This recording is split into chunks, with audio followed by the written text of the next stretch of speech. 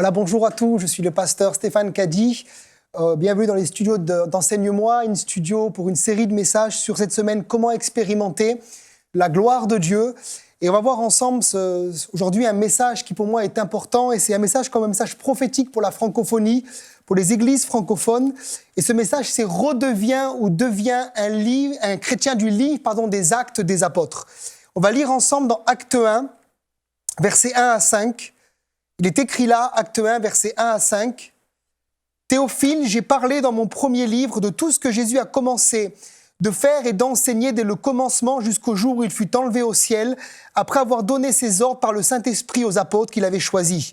Après qu'il eut souffert, il leur apparut vivant et leur donna plusieurs preuves, se montrant à eux pendant 40 jours et parlant des choses qui concernent le royaume de Dieu.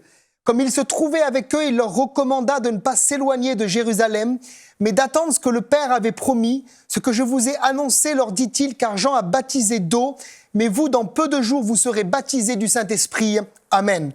Luc va dire que Jésus a commencé de faire et d'enseigner. Il n'est pas dit qu'il a terminé, mais qu'il a juste commencé quelque chose. Et nous sommes appelés en tant qu'Église francophone à continuer le ministère de Jésus et à continuer ce que Jésus a commencé de faire et d'enseigner. Et c'est dans cette direction-là que le Saint-Esprit veut nous conduire les uns et les autres et nous amener pour vivre et manifester le royaume de Dieu et manifester la gloire de Dieu. Et pour cela, tu as besoin et j'ai besoin de redevenir un chrétien du livre des Actes des Apôtres. Dans le livre des Actes des Apôtres, c'est un livre que j'aime particulièrement. Personnellement, c'est le livre que je préfère dans les Écritures, c'est mon livre préféré. Et je lis régulièrement le livre des Actes des Apôtres. Et lorsque je sens que je suis en train de baisser dans ma foi, de diminuer, de perdre la vision de l'église locale comme Dieu la veut, on va le voir ensemble. Je reviens régulièrement et je ramène des messages à l'église locale pour nous ramener sur le modèle du livre des Actes des Apôtres. Quand on lit l'histoire du livre des Actes des Apôtres, ce n'est pas une fin en soi. Le chapitre 28 va se terminer et l'apôtre Paul va se retrouver à Rome. Mais ce n'est pas une conclusion. Ça veut dire que Dieu nous a laissé cette parole, et notamment ce livre, sans conclusion pour que nous puissions continuer à écrire des lignes et des pages du livre des Actes des Apôtres. Là où vous soyez, en Afrique, en France, en Suisse, au Canada, vous êtes appelés à continuer, si vous êtes un disciple de Jésus rempli du Saint-Esprit, à écrire des pages du livre des Actes des Apôtres. Aujourd'hui, Jésus est au ciel, on l'a lu ensemble, il est monté à la droite de Dieu. Et il continue à travailler sur la terre par son Église, son corps qui est l'Église. Et il donne des directions à son corps. Et il nous demande de continuer à opérer dans les choses qu'il a commencé à faire et à enseigner. Dans Marc 16, versets 19 et 20, il est dit que le Seigneur, après leur avoir parlé, fut enlevé au ciel. Il s'assit à la droite de Dieu. Ils s'en allèrent prêcher partout et le Seigneur travaillait avec eux et confirmait la parole par les miracles qui l'accompagnaient. Beaucoup de gens disent que c'est réservé à l'église primitive, mais c'est faux. C'est réservé à tous les disciples, à tous les croyants remplis du Saint-Esprit. Jésus est au ciel et il nous donne des directives. Il vous parle, il parle à l'église francophone aujourd'hui et il te dit lève-toi pour continuer à travailler dans ce que le Seigneur nous a montré dans sa parole pour vivre la gloire, expérimenter la gloire de Dieu et expérimenter des choses nouvelles dans la présence du Saint-Esprit. La première chose, c'est que l'Église des Actes n'est pas une Église parfaite, mais c'est le modèle pour l'Église dans tous les siècles. Ces 28 chapitres que Luc a écrits et que Dieu nous a laissés sont le modèle pour l'Église dans toutes les générations. Plusieurs personnes me disent, pasteur, quel est le modèle de l'église que je dois suivre? Comment se passe ton église locale? Et souvent, je leur dis qu'il n'y a qu'un seul modèle, c'est le livre des Actes. Certains disent, dans l'église, il ne faut pas crier, faut pas pleurer, faut pas prier pour les malades, faut pas faire ci, pas faire ça. Mais quand je regarde le modèle de l'église des Actes, elle n'est pas parfait. Mais je sais une chose, c'est que je retrouve dans le livre des Actes le baptême d'eau, le baptême du Saint-Esprit, les 5 ministères, la mission, la communion fraternelle, la prière, la louange, la délivrance, les dons spirituels, la mission, l'église locale, le repas du Seigneur. C'est un modèle pour l'église dans tous les siècles. Et au travers de l'histoire de l'église, plus l'Église s'est éloignée de ce modèle, plus elle a perdu sa puissance, elle a perdu sa fraîcheur, elle a perdu la gloire de Dieu. Et plus Dieu a levé des réformateurs, levé des hommes de l'esprit qui ont commencé à prêcher la réforme, et plus l'Église est revenue sur ce modèle, plus l'Église a expérimenté la gloire de Dieu. Et nous sommes dans un temps où l'Église francophone a besoin de revenir à ça.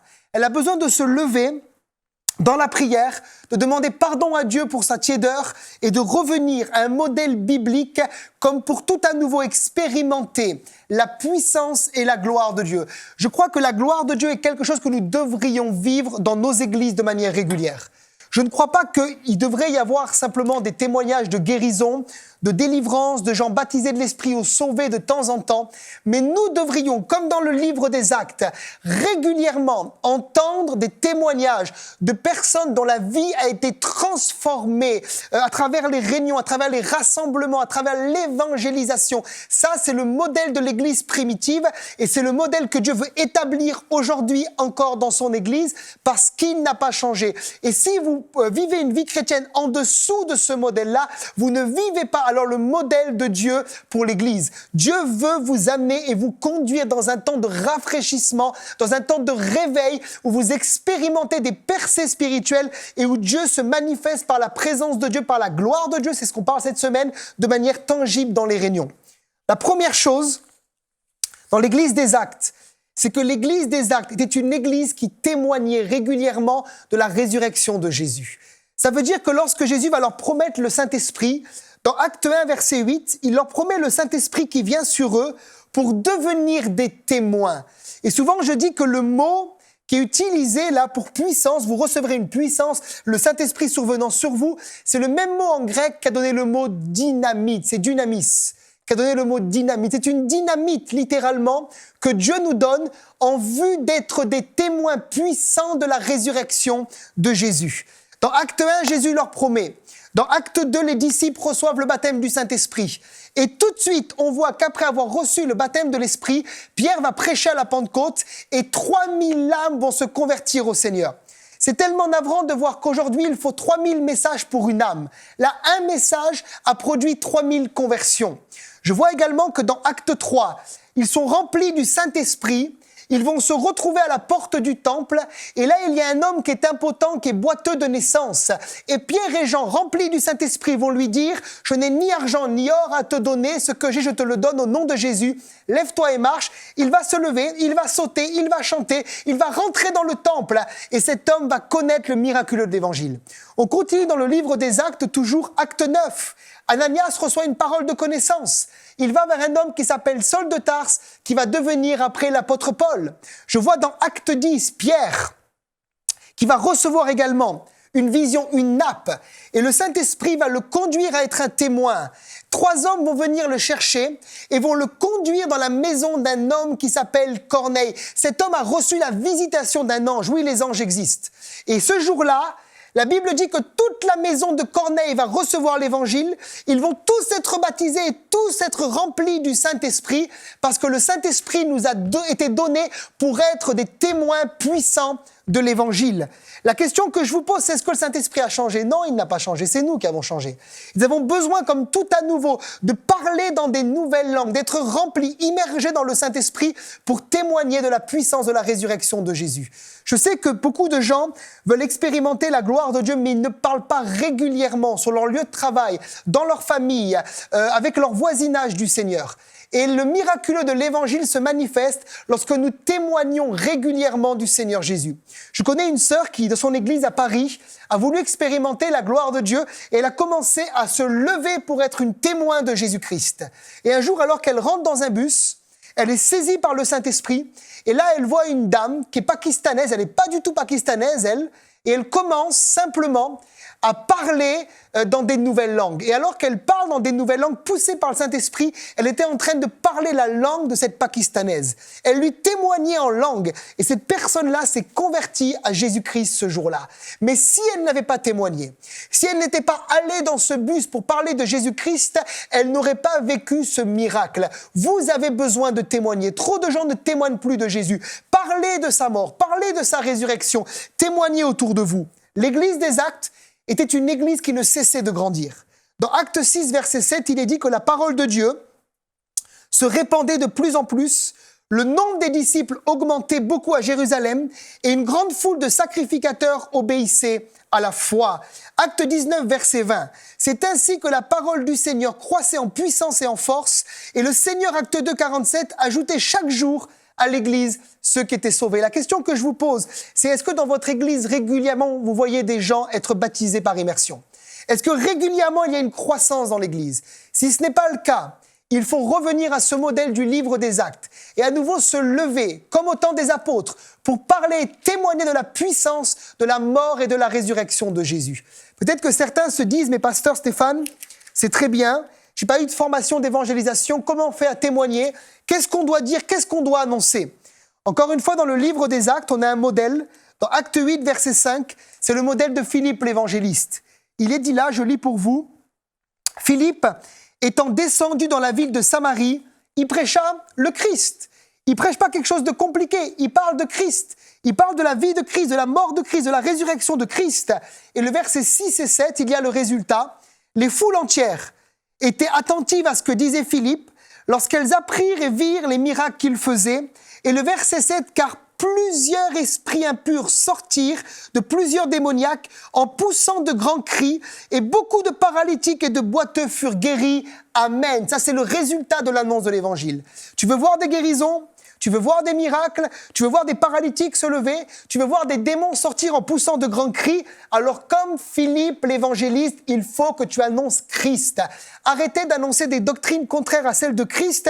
Certains parlent de tellement de choses compliquées que les gens ne peuvent plus être sauvés. Si tu parles de Christ, de la mort, de la résurrection de Jésus, le Saint-Esprit va commencer à travailler pour convaincre de justice, de péché, de jugement et amener les gens à la vérité de l'évangile. Oh, je prie dans le nom de Jésus-Christ qu'une génération se lève dans la francophonie pour annoncer comme tout à nouveau le message de Christ. Mon père est un évangéliste et il travaille dans les milieux carcérales en prison et je vous assure, prêcher Christ n'est pas compliqué. Quand on est amoureux du Seigneur, quand on aime le Seigneur, quand on est passionné de Christ, annoncer Christ devient une réalité et tu peux être un témoin sur ton lieu de travail avec tes amis, ta famille, tu peux parler du Seigneur et voir régulièrement l'intervention du Seigneur dans ta vie. Deuxième chose, c'est l'église des Actes était une église qui laissait le Saint-Esprit agir. Aujourd'hui, dans les églises, on ne parle plus vraiment de la personne du Saint-Esprit. Le Saint-Esprit est une personne et on voit dans Acte 15, verset 28, qu'il est écrit qu'il parut bon au Saint-Esprit et à nous de nous imposer d'autre chose que ce qui est nécessaire. Là, l'auteur va parler d'abord du Saint-Esprit et après de nous. Ça veut dire que l'église des Actes était habituée à entendre le Saint-Esprit lui parler. Par exemple, dans Acte 13, verset 2, il y a un temps de jeûne et prière dans l'église d'Antioche et il est dit que pendant qu'ils servaient le Seigneur dans leur ministère et qu'ils jeûnaient, le Saint-Esprit dit, j'aime tellement cela, le Saint-Esprit dit, mettez-moi à part Barnabas et Saul pour l'œuvre à laquelle je les ai appelés. Où sont les églises locales aujourd'hui qui laissent encore parler le Saint-Esprit? Beaucoup d'églises locales ne croient même plus dans les dons spirituels, ne croient plus que le Saint-Esprit peut leur parler. Mais dans ce cas, c'est le Saint-Esprit qui a appelé. C'est pas quelqu'un qui s'est autoproclamé, mais ils ont entendu la voix du Saint-Esprit. Et votre église locale est une église qui devrait entendre régulièrement le Saint-Esprit lui parler. Qu'est-ce qui se passe quand le Saint-Esprit parle? Le résultat dans l'église d'Antioche, on le voit dans Acte 13, verset 1, c'est qu'il y avait dans cette église des prophètes et des docteurs. Lorsque le Saint-Esprit, à la place de parler dans l'église, parce que le Saint-Esprit est Dieu, c'est une personne et il est Dieu, il se passe que le ministère prophétique se lève. Beaucoup de gens ne veulent pas entendre parler du ministère prophétique et c'est la raison pour laquelle dans beaucoup d'églises, il y a beaucoup de pasteurs et j'aime les pasteurs, je bénis Dieu pour les ministères pastoraux et les soins pastoraux, mais il n'y a pas beaucoup de prophètes. Parce que souvent, on a coupé le Saint-Esprit et on n'a pas envie d'entendre la voix du Saint-Esprit. Mais lorsque le Saint-Esprit reprend sa place dans l'Église, les 5 ministères se lèvent. Et le ministère prophétique se lève. Et on voit que dans l'Église d'Antioche, il y avait des docteurs et gloire à Dieu pour les docteurs, gloire à Dieu pour les ministères loin de la parole qui enseignent la doctrine. Mais Dieu veut aussi lever des prophètes. Dieu veut aussi lever des gens qui vont parler sous l'onction de l'Esprit de sa part et annoncer des messages prophétiques dans la francophonie. On voit que le Saint-Esprit va également faire quelque chose, c'est qu'il va diriger ses serviteurs. Beaucoup de gens font des messages aujourd'hui rationnels. Ils ne cherchent pas la voix, la pensée du Saint-Esprit. Ils prêchent des messages parce qu'ils ont envie de prêcher des messages, alors que normalement tout ministère oint doit prêcher un message sous l'onction du Saint-Esprit. Il doit recevoir une pensée qui vient directement parler à son cœur pour que son Église soit bâtie et construite avec la puissance du Saint-Esprit. Et on voit que l'apôtre Paul était dirigé par l'Esprit. Dans Acte 16, verset 9, il est dit que, ayant été empêchés par le Saint-Esprit d'annoncer la parole dans l'Asie, ils traversèrent la Phrygie et le pays de Galatie. Arrivés près de la Mysie, ils se disposaient à entrer en Bithynie, mais l'Esprit de Jésus ne lui permit pas. Ils franchirent alors la Mysie et descendirent à Traos. Pendant la nuit, Paul eut une vision, un Macédonien lui apparut et lui fit cette prière: « Passe en Macédoine et secours-nous ». Qu'est-ce qui se passe dans ce texte? Paul a un projet, il a une vision. Il veut se rendre premièrement en Asie, puis ensuite en Bithynie. Mais le texte dit que l'Esprit de Jésus ne lui permit pas. Il se laissait conduire par le Saint-Esprit. Il se laissait diriger par le Saint-Esprit. Et trop d'églises ont perdu cette sensibilité, cette direction du Saint-Esprit pour implanter des églises locales, pour ouvrir des œuvres, pour vivre la gloire du royaume de Dieu. Tu as besoin de revenir, peuple francophone, à ce modèle de l'église primitive où le Saint-Esprit avait la place de les conduire. Jamais Pierre ne se serait rendu dans la maison de Corneille. Il était juif. Jamais. Il aurait été chez un païen si l'Esprit n'était pas venu lui parler dans une vision et qu'il avait vu cette nappe le conduire dans la maison de Corneille. Mon frère, ma sœur, tu as besoin d'entendre la voix de l'Esprit et tu as besoin de faire des pas dans la foi de manière prophétique sous l'inspiration et sous la direction du Saint-Esprit. Trop de gens me disent, on va faire des choses à droite, on va faire des choses à gauche, on va implanter une église là, mais l'Esprit n'a pas parlé. Et le résultat, c'est que les choses s'effondrent, elles s'écroulent. Et c'est un petit peu le cas de l'église francophone. Il n'y a plus vraiment de réveil, il n'y a plus d'action de l'Esprit parce qu'on a mis le Saint-Esprit en boîte. Il est bon aujourd'hui à nouveau de réentendre le Saint-Esprit nous parler. Dans cette église, une des priorités, c'était que les membres de l'église primitive devaient être remplis du Saint-Esprit. Paul arrive dans une ville qui s'appelle Éphèse, dans Acte 19, verset 2. Il y a une douzaine de disciples qui sont là. Ils ont été baptisés du baptême de Jean, du baptême de repentance. Il va les baptiser selon le Père, le Fils et l'Esprit du baptême de Christ. Et la première question qu'il leur pose dans Acte 2, verset 2, après qu'ils aient été baptisés, c'est « Avez-vous reçu le Saint-Esprit quand vous avez cru ?» Là, je ne parle pas de vieux chrétiens, mais de chrétiens qui viennent d'être baptisés. Et la norme dans l'église primitive, c'était que les gens étaient baptisés d'eau et rapidement baptisés du Saint-Esprit. Ils veillaient à ce que chaque membre ait sa lampe allumée, à ce que chaque membre soit rempli, immergé totalement dans la puissance du Saint-Esprit. Si des pasteurs nous écoutent, je vous pose la question, est-ce que vous veillez régulièrement à ce que dans votre église, les gens soient baptisés du Saint-Esprit, renouvelés dans le Saint-Esprit, avec comme signe initial qui accompagne le baptême de l'Esprit, le parler dans des nouvelles langues? Il est important de revenir à cela. Je crois que si nous remplissons seulement la tête des gens, nous allons faire des gens intellectuels qui connaissent des principes mais qui ne les vivent pas. Et il nous faut veiller à ce que nos croyants soient remplis du Saint-Esprit. Acte 19, verset 6, il leur impose les mains, le Saint-Esprit vient sur eux, ils parlent en langue et ils prophétisent. J'aimerais également souligner une chose, c'est qu'ils parlent en langue et ils prophétisent alors qu'ils sont jeunes croyants. Il n'y a pas besoin d'attendre 10 ans, 15 ans. Quand le Saint-Esprit est là, quand le Saint-Esprit nous remplit, quand le Saint-Esprit descend, des gens commencent à expérimenter des choses dans la gloire de Dieu. On parle de la gloire de Dieu cette semaine. Et j'ai vu dans des temps de réveil ou dans mon église locale, quand le Saint-Esprit est là, quand le Saint-Esprit descend, j'ai vu des enfants être remplis de l'Esprit, avoir des choses, des visions ouvertes de Jésus, vivre des choses extraordinaires. Ils n'ont pas un bac plus 10, ils n'ont pas une école de théologie, mais ils sont remplis du Saint-Esprit. Et quand nous sommes remplis du Saint-Esprit, des choses extraordinaires se passent. Jésus peut toucher des enfants, toucher des adolescents, toucher des jeunes. C'est une dimension de la vie de l'Esprit que l'Église francophone a besoin de vivre comme tout à nouveau et vivre dans le réveil. Une autre chose, c'est que l'Église des Actes croyait dans le miraculeux de l'Évangile. Je vous pose la question, est-ce que vous croyez encore dans le miraculeux? Beaucoup de gens ne croient plus dans le miracle. Et lorsqu'on parle du miracle, lorsqu'on prêche le miracle, on passe pour des gens intellectuellement faibles, intellectuellement limités. On passe pour des gens suspects, on passe pour des gens qui n'ont pas compris véritablement le message de l'Évangile, alors que le message de l'Évangile est un message qui est miraculeux. Et dans le livre des Actes, presque à chaque chapitre, je vois des miracles. il y a des miracles. Acte 3, un paralytique se lève. Vous regarderez tout au long des chapitres, on continue acte 4, acte 5, 6, 7, 8, Dieu agit, il y a des résurrections de morts, Dorcas ressuscite. Je vois que l'apôtre Paul dans acte 14 se rend à Lystre.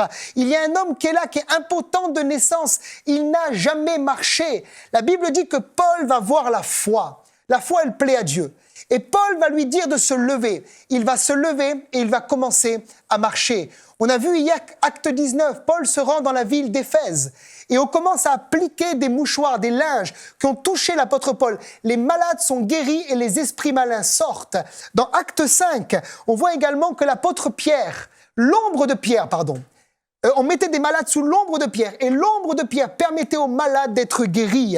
Acte 2, 43, la crainte s'emparait de chacun. Il se faisait beaucoup de miracles par les mains des apôtres. Non pas quelques miracles de temps en temps, une fois par an, mais il se faisait beaucoup de miracles par les mains des apôtres. D'ailleurs, c'était la prière de l'Église primitive, lorsqu'ils se rassemblaient. À quoi ressemblent nos réunions de prière aujourd'hui? Dans cette Église-là, acte 4, versets 29 et 30, lorsqu'ils se rassemblaient, ils priaient « Maintenant, Seigneur, vois leurs menaces et donne à tes serviteurs d'annoncer ta parole avec une pleine assurance en étendant ta main pour qu'ils se fassent des guérisons, des miracles, des prodiges par le nom de ton saint serviteur Jésus. » Non, le miracle n'a pas changé, le miracle est toujours pour aujourd'hui. Jésus n'a pas changé, on peut vivre encore des miracles. Et je vous encourage dans votre église locale, soyez une église qui croyait dans le miracle. Soyez une église qui vivait des miracles. Nous avions une petite église. Nous étions une église, parfois même moins d'une centaine à nous rassembler le dimanche matin. On louait, on adorait le Seigneur. Et lorsqu'on a commencé à expérimenter le miraculeux de l'Évangile en moins de 5 ans, l'Église a comme doublé, nous sommes passés à un deuxième culte, nous sommes en 240 et l'Église continue à grandir simplement sur cette base-là. On a commencé à croire que Jésus pouvait encore guérir les malades. Et aujourd'hui, régulièrement, je bénis Dieu pour cela, lors de nos cultes du dimanche matin, on laisse les gens témoigner des miracles qu'ils ont vécus dans la semaine. Avant que je vienne ici au Canada, on avait des cultes et une sœur témoignait que lors d'un dimanche matin, on a prié pour les malades, elle avait du diabète, elle était toujours diabétique et la puissance de Dieu l'a visitée, elle a été instantanément guérie du diabète. Le médecin a dit « Madame, arrêtez votre traitement, vous êtes guérie ». Également, on a eu des témoignages de gens guéris de problèmes de peau, guéris de problèmes de genoux, guéris de divers problèmes. Et c'est pas simplement de temps en temps, mais de manière régulière. Est-ce que nous sommes des gens extraordinaires? Non. Mais nous croyons dans le miraculeux de l'Évangile. Ta vie peut changer, ton église locale peut changer, ton ministère peut changer si tu es pasteur et tu me regardes, si simplement tu reviens au modèle du livre des Actes et tu crois dans la guérison divine, dans la guérison des malades, dans la délivrance des démons. Si tu crois simplement que Jésus n'a pas changé, tu peux à nouveau expérimenter là où tu es la gloire de Dieu. Souvent, je dis qu'Israël, dans le désert, lorsqu'ils ont marché pendant 40 ans, ils voyaient la manne tomber du ciel tous les jours. Ce n'était pas un miracle de temps en temps, mais un miracle journalier. Et je crois que l'enfant de Dieu, l'enfant baptisé d'eau, rempli du Saint-Esprit, immergé dans le Saint-Esprit, baptisé du Saint-Esprit, devrait s'attendre à voir des miracles journaliers. Ça devrait être normal pour nous de se lever le matin, d'entendre le Saint-Esprit donner des directions, des consignes dans notre esprit par le témoignage intérieur et nous amener à prier pour telle situation, tel problème, tel événement et avoir des exaucements de prière dans nos vies. C'était comme ça que ça se passait dans l'Église primitive et c'est comme ça que Dieu veut que ça se passe encore aujourd'hui. J'aimerais terminer en parlant d'un dernier point, c'est que le miracle et le réveil va aussi avec la persécution. Et si vous voulez vivre un réveil et expérimenter la gloire de Dieu, attendez-vous à avoir de l'opposition. Vous savez, souvent, quand vous dormez spirituellement, le diable vous laisse tranquille. Mais lorsque vous vous levez pour vivre la gloire de Dieu, pour chasser les démons, guérir les malades, croire dans l'annonce de l'Évangile, alors là, souvent, les gens religieux se réveillent aussi. Et les gens religieux, inspirés par des esprits religieux, viennent pour arrêter le réveil. On l'a vu avec Jésus. Le problème de Jésus était les pharisiens. Ce n'étaient pas les pécheurs, ni les prostituées, ni les gens de mauvaise vie, c'était les pharisiens. C'est eux qui se sont attaqués directement au message de Jésus-Christ. Et on voit que dans le livre des Actes, ceux qui vont s'opposer à l'annonce de l'Évangile et au progrès de l'Évangile vont être des gens religieux, des pharisiens. Par exemple, on voit dans le livre des Actes, acte 4, verset 18, on va arrêter les disciples, on va les appeler et on va leur défendre de parler et d'enseigner au nom de Jésus-Christ. Qu'est-ce qu'ils vont faire? Ils vont continuer. Dans Actes 5, verset 40, ça continue, on les arrête, on les fait battre de verges et on leur défend de parler au nom de Jésus. Mais qu'est-ce qu'ils vont faire? Ils vont être joyeux. Ils vont se réjouir d'avoir été frappés pour le nom de Jésus et ils vont continuer à parler du message de l'Évangile. Dans Acte 16, ils vont chasser un démon d'une femme, ils se retrouvent en prison et alors qu'ils sont en prison, au lieu de se lamenter, ils vont chanter, la Bible dit, les louanges du Seigneur, les prisonniers vont les entendre et le geôlier et toute sa famille va être baptisée. Pourquoi? Parce que la persécution n'arrête jamais l'œuvre de Dieu. J'aimerais même dire que souvent, la persécution et l'oppression et l'opposition font partie de la bénédiction. On voit que dans le livre des Actes, lorsque l'Église a été attaquée, l'Église de Jérusalem, c'était un moyen pour Dieu de les amener dans toutes les nations pour annoncer l'Évangile. Et si quelqu'un nous regarde, tu es découragé parce que tu vis des choses dans le surnaturel et on te dit que c'est impossible, ce n'est pas biblique, tu es comme oppressé, continue à marcher dans le miraculeux de l'Évangile. J'ai un ami à moi qui m'a dit un jour qu'il avait lu dans les Écritures que pour vivre en Jésus-Christ pieusement, alors nous serons persécutés. Et il disait, mais Seigneur, c'est bizarre, j'ai pas de persécution, tout va bien, est-ce que je suis un bon chrétien? Et il a commencé à vivre un réveil. Les gens commençaient à être délivrés, à tomber dans l'esprit, à être guéris, à avoir des visions célestes. Et là, les pharisiens se sont levés et il a connu la persécution. Et je crois que c'est ça les persécutions dont parle la Bible. C'est lorsque tu veux marcher pieusement, tu veux vivre le royaume de Dieu, tu es persécuté. Mais l'Église des Actes ne s'est pas arrêtée là. Elle a continué à semer, elle a continué à parler, elle a continué à prier, elle a continué à chasser les démons. Et j'aimerais t'encourager, si tu sers le Seigneur, tu vis des choses avec le Seigneur, continue, ne t'arrête pas malgré les oppositions et malgré les persécutions. Dans Actes 5, verset 28, il est dit que les chrétiens du livre des Actes ont rempli Jérusalem de leur enseignement. Je vous encourage, là où vous soyez dans la francophonie, remplissez votre ville, remplissez votre quartier, remplissez votre lieu de travail, remplissez votre maison de l'enseignement de Jésus et c'est comme ça que vous allez pouvoir vivre la gloire de Dieu. J'aimerais maintenant prier pour vous. Si vous êtes un ministère, un pasteur ou un chrétien simplement d'une église et vous voulez être rafraîchi par le Seigneur, vivre un réveil, j'aimerais déclarer sur vous la gloire de Dieu. Et déclarer que c'est comme cette prédication est comme une semence qui vient en vous pour vous réveiller spirituellement et vous donner envie de vous lever dans toute la francophonie pour vivre la gloire de Dieu. Père, je veux prier maintenant dans le nom de Jésus-Christ. Pour ceux qui nous regardent, et je veux déclarer sur eux la faveur et la gloire de Dieu au nom de Jésus, qu'il y ait une touche maintenant surnaturelle du royaume de Dieu sur eux, Seigneur. Que la gloire de Dieu vienne, qu'une soif de vivre un réveil, de vivre des miracles vienne. Je prie si certains n'ont jamais vécu de guérison, n'ont jamais vu des gens marcher, des boiteux marcher, des sourds entendre, si certains n'ont jamais vu de miracle, que tu leur accordes la faveur et la grâce d'en voir maintenant. Si vous avez envie de voir des guérisons, levez vos mains vers le Seigneur. Maintenant, je prie également qu'une onction de guérison vienne sur vous dans le nom de Jésus, que lorsque vous imposiez les mains aux malades, plusieurs soient guéris, plusieurs soient délivrés dans le nom de Jésus, que plusieurs démons soient expulsés par la puissance de l'Esprit. Et si jamais encore l'Esprit ne vous a baptisé de l'Esprit, recevez maintenant ce feu là où vous êtes et soyez des témoins puissants. Croyez maintenant que vous avez reçu et vous le verrez s'accomplir. Que le Seigneur vous bénisse richement et à demain pour une nouvelle émission dans In Studio.